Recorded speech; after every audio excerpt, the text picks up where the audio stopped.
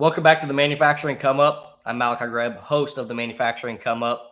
And today we have a special guest from A3. Alex, how is it going? It's going well. How are you? Great to be here. Doing well. Can you pronounce your last name for us? Sure. So it's Shikany with a hard A. Though I do have relatives who say Shikany, so it's kind of like tomato, tomato, depending on which pocket of the family you're in. So Right. yeah. I try to avoid mentioning last names that are even slightly confusing Yeah. or first names. Like if it's not like Alex, Smith, Steve, Yep. Absolutely. Know how that goes.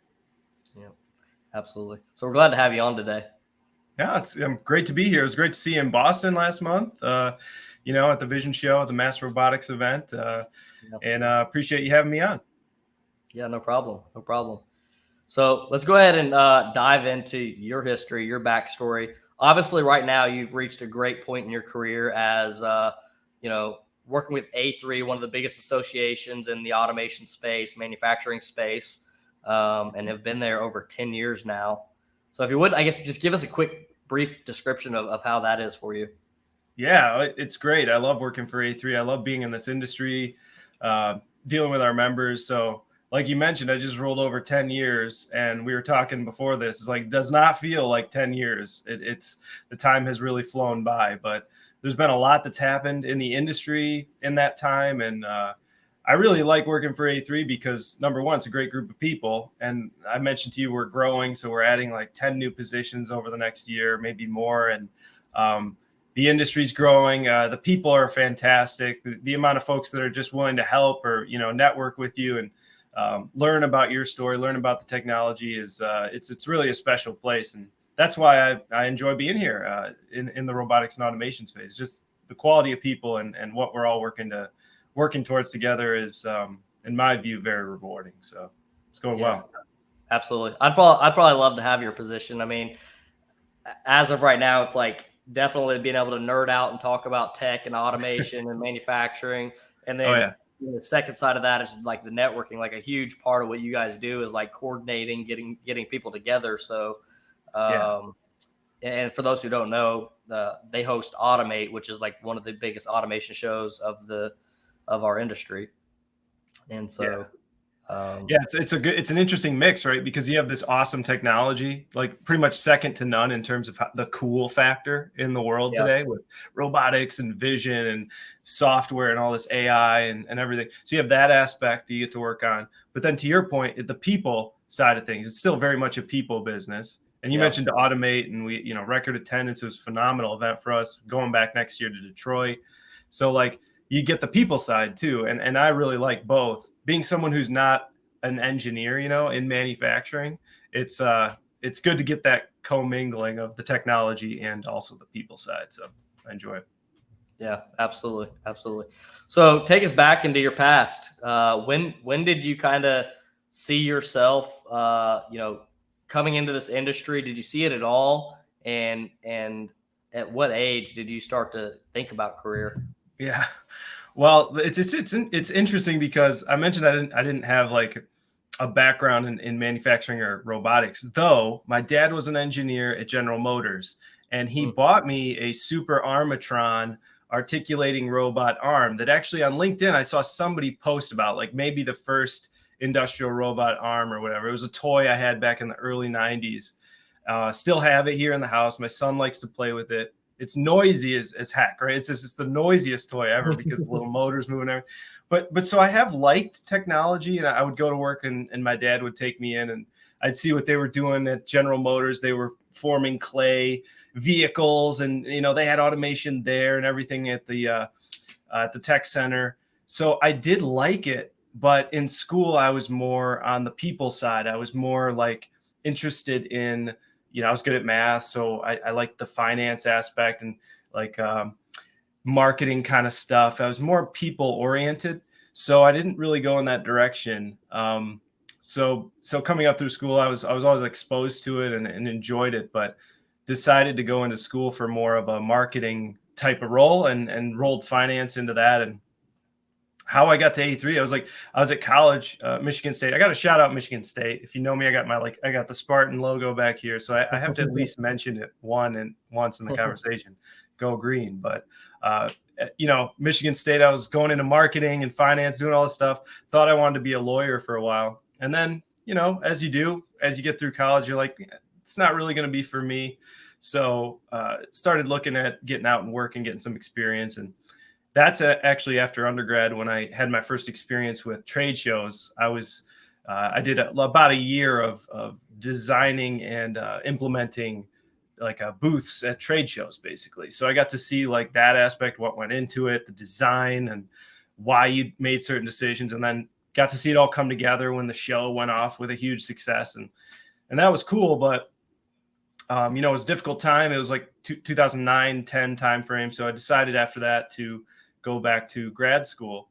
And that's when back to MSU. And then when I was coming out of my MBA program in 2012, that's when Jeff Bernstein, I guess, got my resume from one of our activities through the school and contacted me about, we're looking for a director of market analysis at the association. And we like your background. And are you willing to talk to some board members and interview? And so I did. And the rest is history. I've been here for 10 years since. So crazy. Yeah. Here we are. Yeah, I knew whenever you was talking about you liked math and you liked people, it was going to be some type of marketing analyst. Yeah.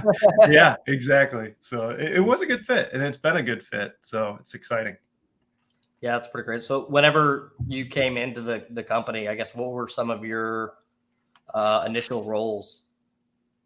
Yeah. So I shadowed a man named Paul Kellett, who was our director of business and market analysis at that time. He was doing the quarterly statistics and the annual reports for the machine vision industry. And so I shadowed him for a good deal of time, maybe 3 to 6 months, something like that. And then he retired and I took over his activities. And I've been doing the quarterly statistics. I still do them, market analysis, talking about the industry and all of that. We've added to the program over time. So really that's how I got involved. But then, everyone who works at A3, anyone watching this knows that like we all wear a lot of hats and we play to our strengths and we give folks opportunities, which is why I think it's a great place to work. And I was afforded the opportunity to take on more responsibility in terms of board leadership, committee leadership, membership activities, which is part of my job now, making sure our members are happy and we're delivering on our promise to them. And then of course the marketing. As of late, I've been doing more with our marketing team, super talented marketing team. As we were talking, we're on this podcast right now, the landscape for communication, content being king, that's all so important. So yeah, just kind of rolled up more responsibility in and got to touch different areas of the organization. It's awesome. So whenever you went through the process of joining A3, what did like the interview look like for that? Yeah, it was a couple in-person interviews. So I met with Paul Kellett first, I think. Then I met with Jeff Bernstein, maybe both of them. I can't remember in one interview, but a couple in-person interviews. And then I spoke with some board members who are actually, I still know well today. I've known them for a long time. They vetted me. They asked questions about my background, about my fit and my aspirations and everything like that.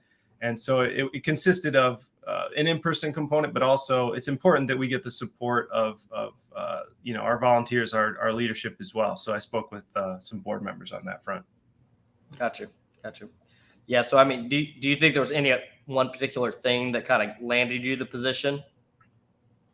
Well, certainly it was because I was from Michigan State and Jeff Bernstein being a Go Blue guy. I actually think that worked against me. No, it's all in good fun, but I don't know. The one thing, I don't know if there's one thing. I mean, it did just kind of feel like a good fit. I was looking for an organization that was, I had done my internship at a large corporation during my MBA program, and I wasn't really sure that was a good fit for what I was looking for. So I was kind of in the market for a smaller company, a company of smaller, medium size. And so I think for me, I was very interested in that aspect. I really like the technology. So I was, passionate about it. And like I said, I enjoy doing the mathematical side of things, the finance side of things, and that was certainly a need for the organization with Paul Kellett retiring. So I think probably my skill set there and my experience with Belden in Richmond the previous summer during my MBA program, which I think at one point they were a member of the association. So I think that was maybe a tie to my experience that probably was attractive to A3. Gotcha. Yeah, and so I think it's very important too that you mentioned like a good fit, right? Like a lot of people, I think maybe when they get out of school, they don't even necessarily think about a good fit. They just think about like, how can I get a job? I think you're probably a little bit different because you have like an MBA. So like I could see like somebody like you maybe a little bit more mapped out on like maybe a career path or some idea of like what you want to do. But I think especially more so on those like 2-year associate degree type of individuals, like a lot of those guys are or girls are going to school to get a degree to just make more money, right? Or just have a means of living, and they're just trying to find a job, right? They're not necessarily thinking about what's a good fit for them. Maybe they're thinking about pay only. Maybe they're thinking that they just can't get a job really, and even for myself, I got really, really lucky in the sense of like I landed a job with a systems integrator at the beginning of my college career. And I was essentially, I wasn't even interning. I was just like full-time employee while going through my industrial automation program. And, that was like super impactful in me being able to like see what I wanted to do. But like the other thing in my mind, I still didn't know what I would do career wise. Like if I wanted to shift and even there, like, I could say like a small mistake of what I did in my career is like maybe I stayed at that company too long because of like partially their size. They were at their largest, I think like maybe 15 employees. And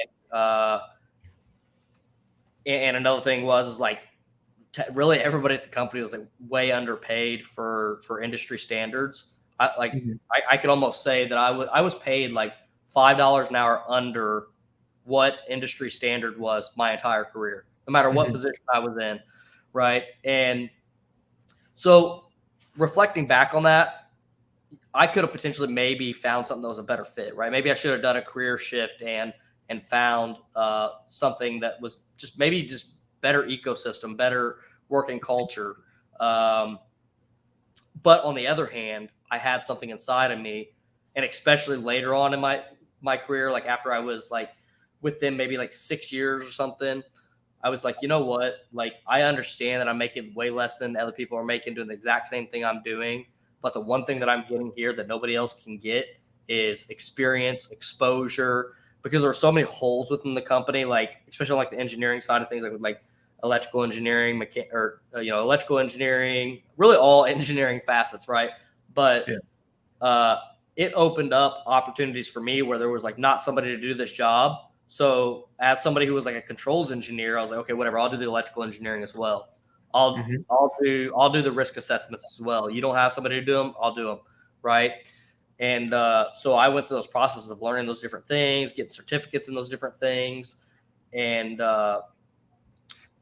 even though maybe this company may not have necessarily been the best choice for the best fit, I kind of came to a realization that me sacrificing that time, dedicating that time towards, a job that opened up all these different opportunities, because there's a lot of companies that you go like systems integrator, the big dogs, you go in as a PLC programmer. A lot of times you're just a PLC programmer, right? You're just a robot programmer, or you're just an electrical engineer.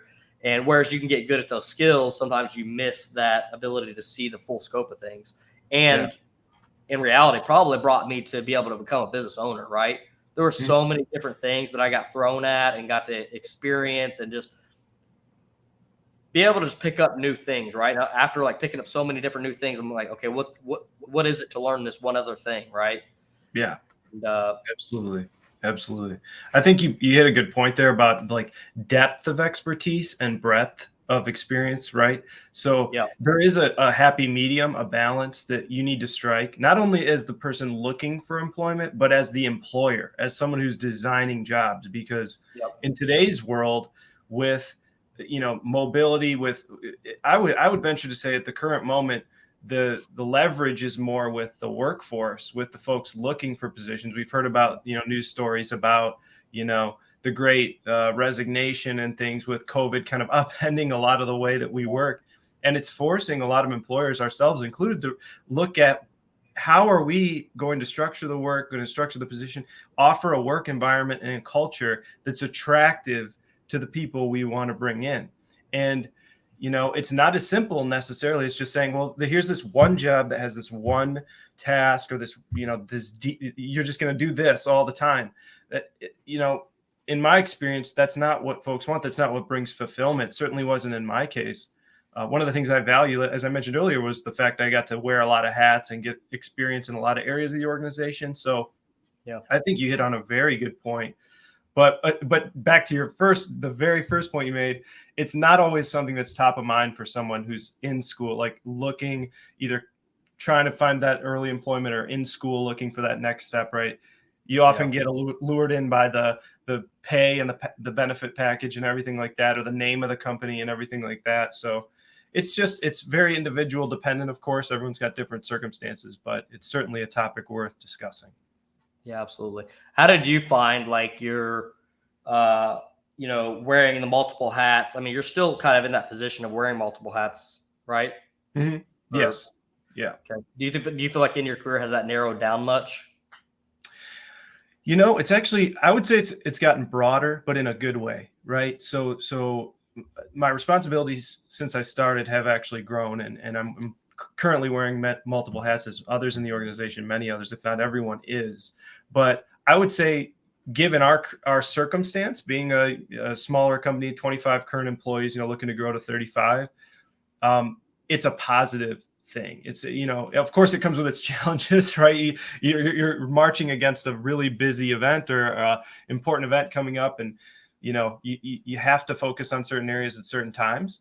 But the exposure you get and just the skills that you add, and you can improve in yourself, at least in me. Like I wasn't, I had training in marketing and everything like that, but I've learned a tremendous amount from the people I work with here that have experiences doing other things more deeply than I do. So working so closely with them, even being responsible for ultimately for that function, has really offered me an ability to grow. And it's not just the internal folks, it's also the people on our boards and stuff. I mean, there's a wealth of experience in this industry to soak in, and that goes back to the importance of the in-person connections and networking and building relationships.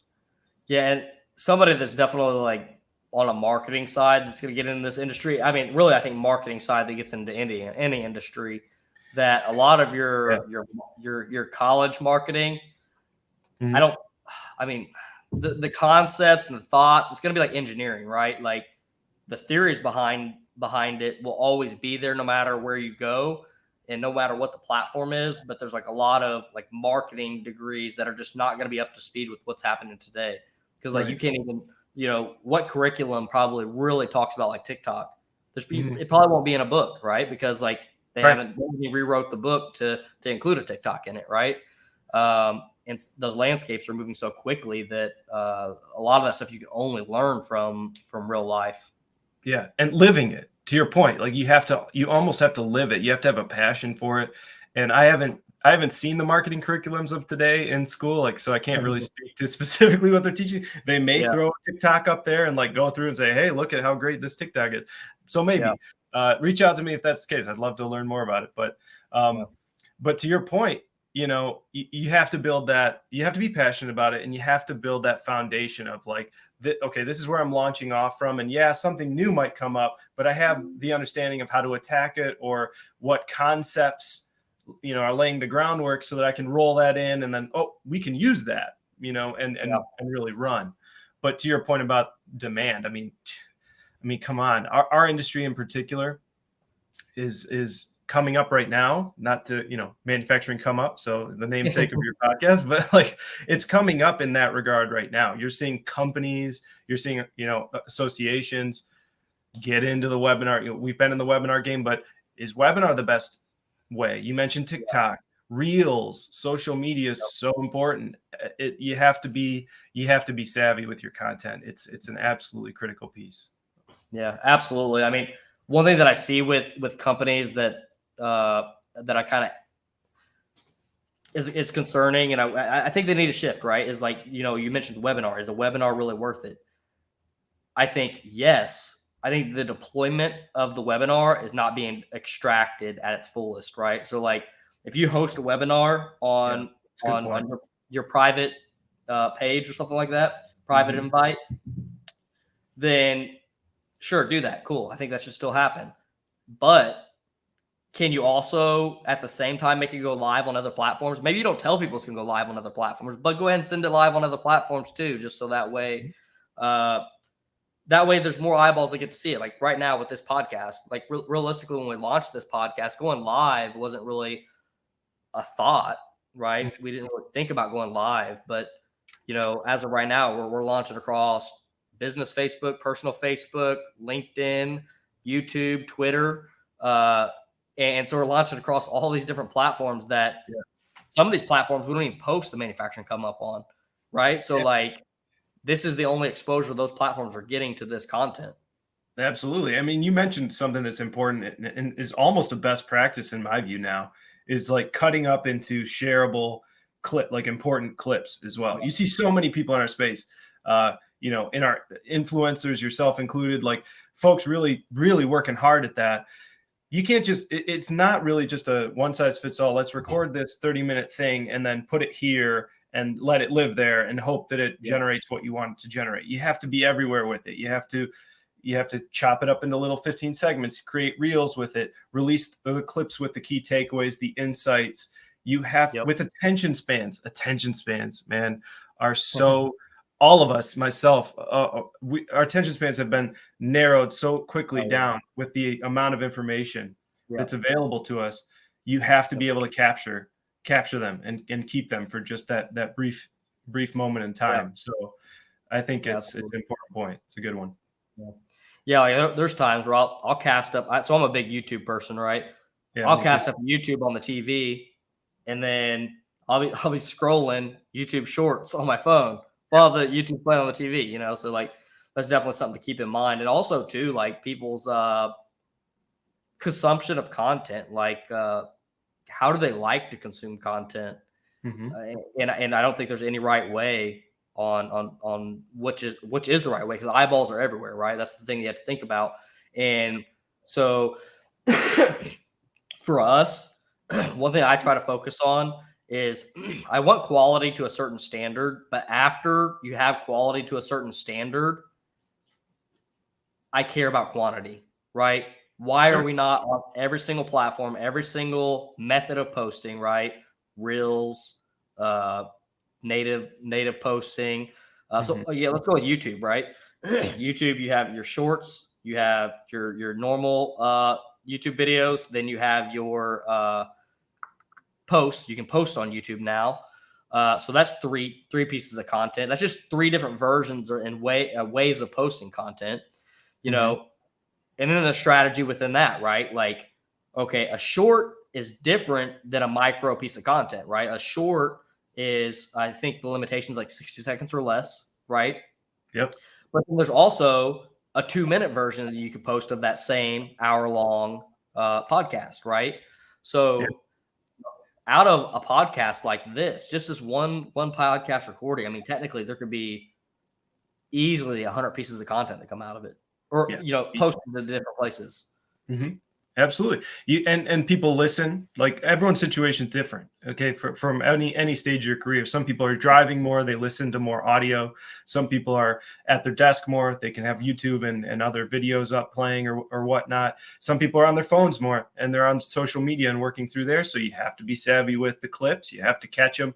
You have to have subtitles. You have to be, because not everyone's clicking the video to listen to what you have to say, and not everyone reads the caption either. You know, your eye goes to the video if there's motion, if there's someone that you recognize, right? So there are cues that we've kind of developed recently with the onset of social media to latch onto. And if you're someone in our space, you're an integrator or you know, someone in automation doing that, I really do think that's an area we can get more sophisticated. We're seeing some improvements, but you think about just the interesting stuff and just the big bucket of interesting stuff, new products, how to deploy these products, solutions, you know, whatever. There's an endless list. You can do what you're advocating for, and I think correctly so, on so many levels. If your companies, it's just a matter of developing the muscle memory, right? Building the skill sets within the organizations. And I believe, frankly, this is more of a selfish thing, but like, I think we have a role to play in that. Actually, we have a responsibility to help the industry do that better, because we're trying to be the tide that lifts all ships here. We're trying to get automation deployed on more fronts, get more users. And so that's one of the things we're focusing on. Part of the reason why we're hiring, because we can do a better job offering opportunities like that to membership and everybody. So, yeah, absolutely. I mean, that like we talked about off camera, that like, you know, really the events, the whole thing with an event is bringing awareness to the individuals at the event, networking, connecting, and which is all really social media is too. It's just another version of that same thing. So I think it definitely fits well in what you guys are already doing. And on top of that too, like, this is one thing that I like to bring up, is that some people have what I would call real brand. And what I say by real brand is, this comes from like somebody who's established, who's been doing things long enough, say A3, right? You guys have real brand. So one major advantage that like you guys have is like, anything that you post is going to do well, not a particular post, right? But if you started posting, right? If you started posting, let's just say, for instance, the same content that I post, right? Say for instance, you're exactly mimicking what I'm doing. Within like a year, you're doing like 10x better. Within like 2 years, maybe you're doing, you know, 20x better, right? Just because like you have like this group of real followers that you've been building up for the 10 years. Whereas, you know, Elite Automation as a company, we're 3 years old now. So still a young company. Really, nobody knew who I was until I started this company, right? And really, awareness has just been brought to us the past year, and true brand, right? Like, if you think about like the amount of projects we've executed as a company under the Elite Automation name, that's just now starting to really get fortified, right? So like, as far as like true brand and getting repeat business and people who are like following us because, oh, those guys installed our project, let's see what else they have going on, right? So there's people out there that already have real brand that can literally just produce content and the thing just perform really, really well because they were already doing something on another platform. Yeah, it's a good point. I mean, brand building is not an easy exercise, that's for sure. But once you do it, and your values and what you stand for come through, your content, your messaging, and everything, and your audience starts to attach those things to you. You're right. It's a jumping off point, a launching off point, and it's that key foundation you carry with you. So I definitely agree with everything you said there. It's and to what aspect we can help with that, of course, as you know, as we've discussed before, that's what we're here for. We're here to connect people and drive awareness. So, yeah, absolutely. I think y'all do a great job at it too. I appreciate it. Thank you. I mean, I think everybody that knows that, A3 is the host of Automate kind of knows that y'all are already doing big things in the industry. Yeah, thanks. We went through this big rebranding project. We released it last year. We were separate associations before. It was RIA, AIA, and MCMA, and we were driving each of those brands. We were talking about equity, right? So this whole project, we were very concerned and cognizant of preserving the equity that we've built in those brands and not losing it. And thankfully, with the support of our boards and membership and everything, I feel we've succeeded in that. A3 is seen as the leader in these areas and as the place for all these technologies. but it wasn't something that went, we didn't do that lightly. It was something we really had a lot of meetings and a lot of hours were spent on how to do that. So absolutely, that's super important, especially you said like how you built so much energy into building the previous brands. Yeah. What were some of the things that were kind of strategic that you guys did to like make that shift? We leveraged our boards of directors, right? So we have these volunteers, a group of like anywhere between 13 and 18 leaders in the industry for robots, vision, and motion control and motors. And now we have an artificial intelligence board that has more recently been spooled up. But we leverage them. Like what do we need to say to our audience? When do we need to say it? And how often? And our internal team who worked their butts off on this project did a great job of executing it, right? Taking that input from those committees and our board of directors and making sure we were talking and saying, A3 brand or these 3 brands, the ones you know and love, are converging into A3. And we did that for a period of probably close to a year all told. Of course, it accelerated towards the end in the launch of our new website, automate.org. But it was regular meetings. It was we had these project teams for each aspect of the project: governance, membership, branding, and there might have even been another one that I can't recall off the top of my head. But we had them, and they were all cross-functional. Everyone in the organization had a hand in it too, which was it was really rewarding because everyone had buy-in. Everyone was involved in their project team and got regular updates. So. Yeah, it was important, but it worked out. So I'm thankful for that. I think the strategic part of that is very important to people listening. I guess maybe not as much for the manufacturing come up, but if you're in a marketing position in the industry, this is very valuable for you. Because and part of the reason why I'm digging into that question is like, say, for instance, you see here, there. Yeah, we have the manufacturing come up. We have sponsored by, and then like a small version of our logo. Can't really read it, but you can see something's there. But I think about these things in my mind because, one of our ambitions is to be one of the largest companies in the world. And so by doing that, we have to think a little bit out. We have to think about like next things, right? So like one of the things that's already in my mind is like as we grow, we have manufacturing come up sponsored by Elite Automation. At some point in time, Elite Automation might just be a part of whatever the bigger thing is, right? Like it might, I'm not gonna say get consumed by something else. And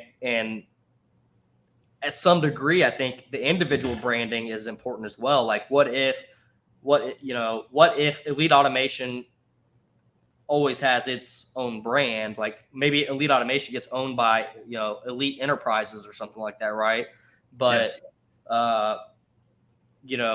how do you keep those things together as far as like Elite Automation as a company, yet letting people know that Elite Enterprises owns that, and then yet that like Elite, whatever other smaller companies that are within that umbrella, I think is important because one thing that you'll see is some companies, they end up doing so much that it's like you don't really know what it is that they do. Yeah, that's fair. That's fair. I think in today's world, it's easy to try to be everything to everyone. Yeah. It's alluring. You want to be. You see someone succeeding over here. You're in this business or this line of work, and you have these missions and goals and aspirations. But you see this shiny object over here, and you want to do it. So you try to be everything to everyone, and the risk in that is you lose who you are. You lose your core competency, your values, right? And so, in my opinion, double down, never losing sight of who you are as a person, but also as an organization, right? What's your core value, right? For A3, we're the trusted advisor. You mentioned this earlier. We're the trusted advisor for the world on automation technologies. We're positioned as that. You can trust us. You said it. We're going back to 1974. We've been around. We have over 1,100 member companies. You can trust us. There's a lot of noise. There's a lot of information, some good, some bad. But if you're coming to us, you're getting it right from the source. You're getting it from the organization. So we roll that into everything that we do. We try to get that into our content.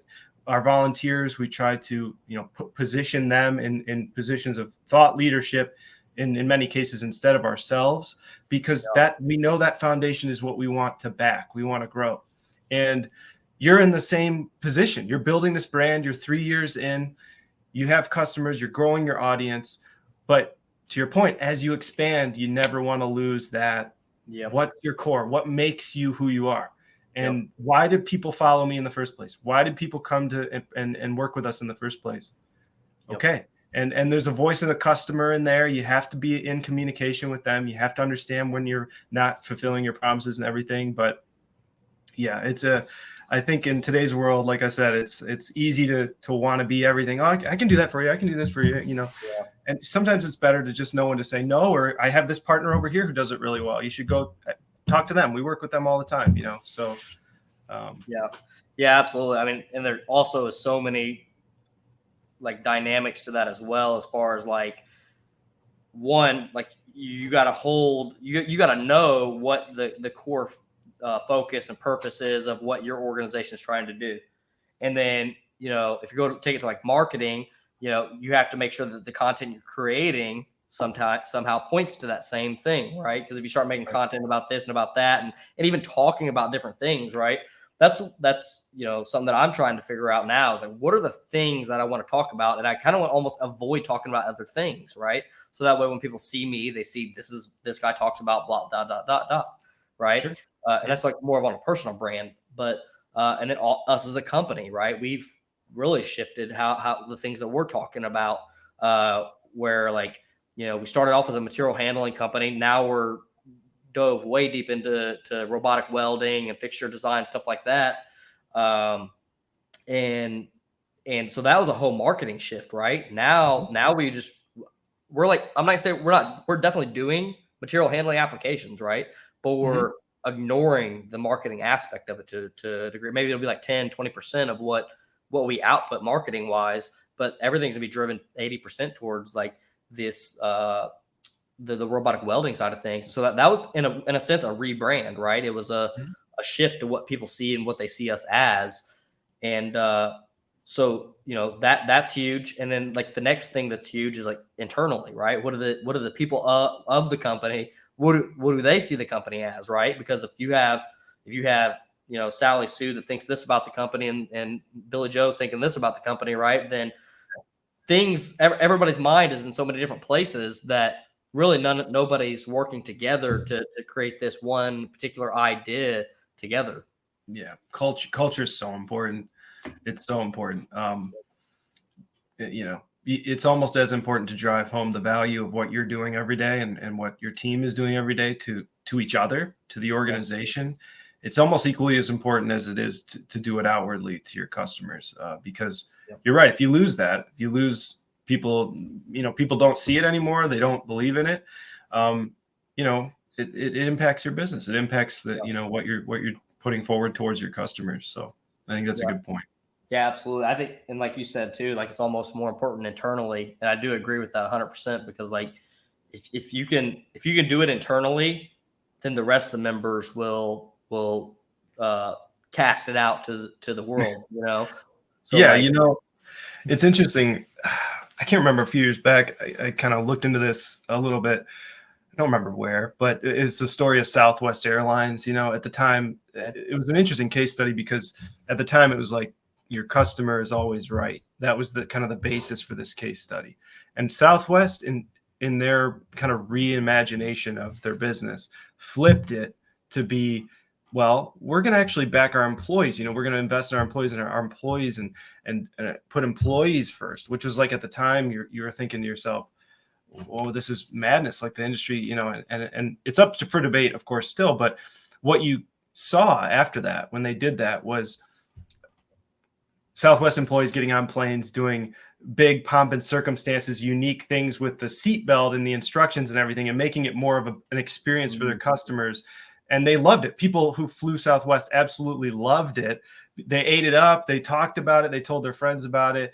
The employees were happy and smiling. And it was just such a change from what the experience was elsewhere. And it worked really well for Southwest, because that came through their employees, to the point you just made. it came through in their day-to-day and how they were conducting themselves in their interactions with the customers. And I do think there's merit to that. Now it was a strategic choice to do it so black and white, right? To do it so deliberately and forwardly. But in their case, in that instance, it worked. And I do think there's lessons to be learned from it, in our space, and if you're trying to build and grow a business. Yeah, absolutely. What are, I guess, so now that you guys are focusing on bringing more people onto your organization, I mean, what is that, like almost a 30% growth? What do you guys have in store next? Yeah, well, we're, obviously Automate is on the calendar for next year, May 22 to 25. So we have long-term goals we're looking to accomplish. We know that the industry has needs, and we want to make sure we're in a position to deliver it, again, as that trusted advisor. And so growing the team is probably the most critical portion of doing that, getting the right folks who want to be here, who have the skill sets to help us in areas like education and business intelligence and events and membership development and things like that. So that's the current environment we're in. But we know that there are opportunities out there for more expanded, more available certification programs to help the workforce development side of things. We know that the market is in need of good intelligence, so statistics and deeper statistics that we don't currently have, information on new markets, information on potential customers. We know there's a need for that, and it's a wild west of, if you go buy a study, is it going to be good, or is it going to be, something that's not very useful to me? So as the trusted advisor, again, that's the decisions we're making on hiring are going to help us build those teams internally to then generate the output for our membership and for the industry. So, I mentioned those areas briefly there through kind of the things we're looking to build, but it's really, it's multi-pronged. It's events, it's membership value, and it's, it's content and education. So, yeah. And one thing I want to point out too, for like our viewers, that, a company going through that high of a percentage of growth generally has that number of growth because there's some new thing that they're wanting to target, right? There's some new strategy, some new focus, some new it could be anything, department, whatever, right? So point being with that is like, if you can find out what that is as an employee and tap into that and see that vision, that like somebody applying for this job here could come to you guys and already have an understanding of that alignment to, prepare themselves for the interview, but also to prepare themselves for the vision of what's going on in this new hiring process. Mm-hmm. I think that's a good advice. I mean, preparing for an interview, doing your due diligence, trying to understand as much about the organization you're looking to join as possible. That's critical. I mean, that's a cornerstone of a successful interview. Absolutely. But your point about, is someone who's looking to get employed in any job, bringing your vision as it matches up to what you perceive as, you may not have all the pieces in place. Maybe there's not like a public statement of our company strategy for the next 5 years is this. But if you are able to glean what they're working on and what the important things are, in that interview, showcase what you could bring by painting a picture, right? It's powerful. I've been in interviews where that's happened, and I remember them. They stick in my mind. So I think that's sage advice. Yeah. And also too, like, say for instance, like people who have like companies that have public figures, like let's say for instance, like A3, right? You find A3 on LinkedIn. You see the employees that work for A3. Okay. You see people who maybe are posting on LinkedIn and maybe they're sharing podcasts that they were on or something like that, right? Or just going to Google, typing in Alex, going to podcasts, platforms and typing in the name, right? And, if we were to type in your name and we see 10 different podcasts that you appear on, right? go through and watch all 10 of those podcasts, listen to all 10 of those podcasts and get like a good understanding of who you are, what the company is, right? Like that's one big thing that like people can get a major insight. Cause like, you know, I don't know how many different public figures you guys have that are doing podcasts and doing different things. But I mean, if you can capture you just yours alone, but then 3 other people, you might get a really good insight on what's going on within the company and be really prepared for that interview process. Yeah, I think that's really good. I do think that it's important to do your research. And I think that, you know, we pretty much a lot of folks at A3 are involved and do media podcasts. Certainly our president, Jeff Bernstein, is out there and in front of the media and doing podcasts as well. I do a fair amount myself, but I think, frankly, you on this podcast are supplying something that is unique in that when I was preparing for it, what you sent me, you're really focused on the story of the individual and like the what drives you. And you're asking questions that, frankly, I don't get very often. So because I don't get these questions often, you know, I get questions about the technology. I get questions about, you know, I get questions about all number of things related to automation, the markets and everything. But so kudos to you in terms of attacking a gap in my perception of where there's kind of a void in the content. So yeah, thank you. I think that's important. Really appreciate that. I mean, you know, I tell people like this selfishly, I did the podcast because I was that individual who like graduated from college and didn't really, I would say I graduated from college and didn't know what I was going to do. I didn't even know what I was going to do before getting into college. You know, I luckily had a path through college, right? But I didn't have a path going into college. And so like, I want this podcast to be that for those people. Yeah. Well, I think like you said, if people can jump on and your library of guests and experiences and information is constantly growing with every new person you bring on, that's going to be a valuable resource to someone who is in your shoes, you know, in that position to land the job that they want, the career they need. Yeah, absolutely. Like when we started this podcast, one of the things is I told the company or the members of the team, I was like, this is not really going to be an ROI. Like I anticipate zero, you know, outcome from this podcast directly coming to us as some type of, you know, how are we going to get customers from this? How are we going to get, you know, it's pretty much not going to happen. Right. Right. This is essentially to add back, like really the company that should be doing this podcast would be like a recruiting firm. It would be, there's another one that I always think about should be doing the podcast. But the point being is like, because of what we're talking about, in reality, we should have a podcast talking more about automation and like ROI and different automation technologies and different, you know, applications that we see our customers going with, which will probably come into the future. Right. But like that will be the podcast that'll be more salesy, right? That'd be the podcast, not even salesy, right? But it's just more in alignment with what our company does versus like a podcast like this, where it's not really in alignment. Like the best, you know, I mean, the best thing we get from this is probably connections. And then like the next best thing is, you know, Sally Sue wants to work for us because they've seen the podcast and they're like, hey, I watched all your guys' podcasts. Like, are y'all hiring people? I would love to get into, you know, automation.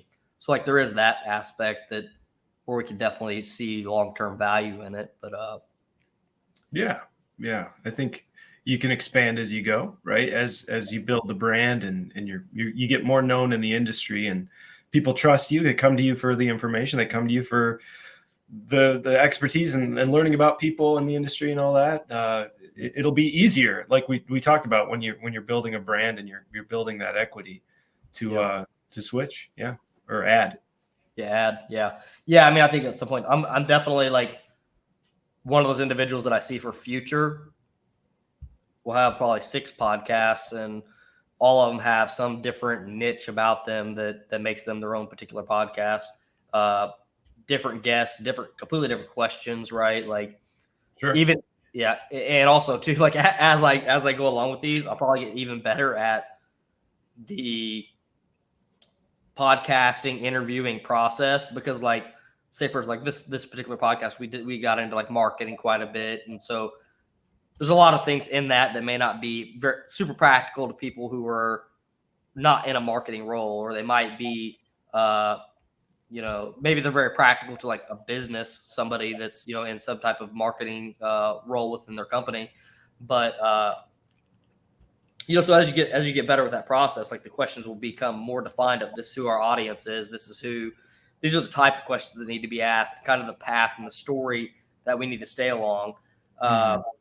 We haven't really had it happen yet, I don't think, maybe just slightly, but like having a guest on and they're like trying to sell their company. And it's like, this podcast is not about your company. This podcast is about you and how you got to where you're at and you starting your company or something like that, right? Sure. Or becoming a sales rep in your company. So like that's a thing, like as my job as a host, right? I got to define that and keep that going into the path and talking to the audience that we are anticipate talking to. Absolutely. I think you nailed it.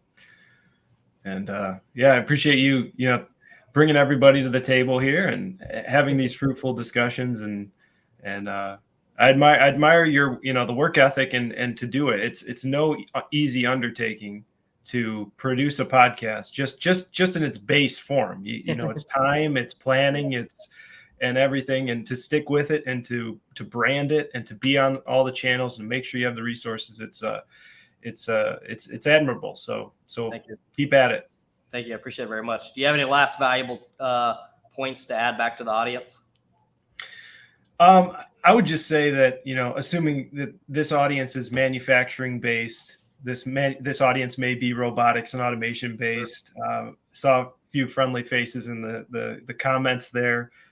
Sully and Vladimir as well. Oh, how's it going, Vlad? I would just say, I guess, in closing that, and I just spoke about this at the ARM annual meeting in Pittsburgh yesterday. In fact, we are at an inflection point for robotics and automation. It is happening more quickly now than ever before. And it's exciting on a number of fronts. Employment, there are more job opportunities in our space than ever before, which makes this podcast and learning about folks in it even more important. But there is so much opportunity when we all come together as a community to work together on these issues that I just look forward. I would just encourage everyone, if you're on the periphery and you're not yet involved, and this isn't sales about come join A3. This is more like get involved with the people, right?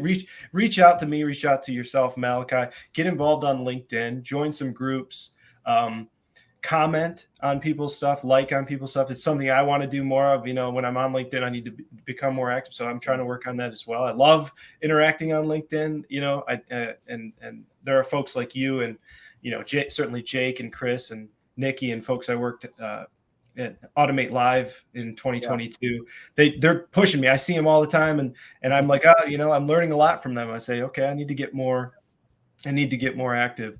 So get involved, it's a special time. There are going to be a tremendous amount of opportunities, and robotics and automation is helping solve some of the most deeply entrenched challenges of our time. The economic uncertainty we have a hand in solving, supply chain issues, certainly automation, warehousing, we have a hand in solving, and then of course, workforce and labor. That's something that I hear about all the time. And how many jobs are we creating right now as an industry? I mean, an incredible amount. The challenge is finding people. The challenge is marketing to people, telling them that these are good careers. And so let's go get it. There's a lot to do, and there's a lot of opportunity. So I'm excited about the future. Yeah, absolutely. Absolutely. Thank you for being on today, Alex. Really appreciate your time and your expertise and, just deep involvement in our industry and connecting people. Well, thank you very much for having me. Appreciate it. No problem. Thank you. Oh, by the way, yeah, it probably ended. Where can people find you at?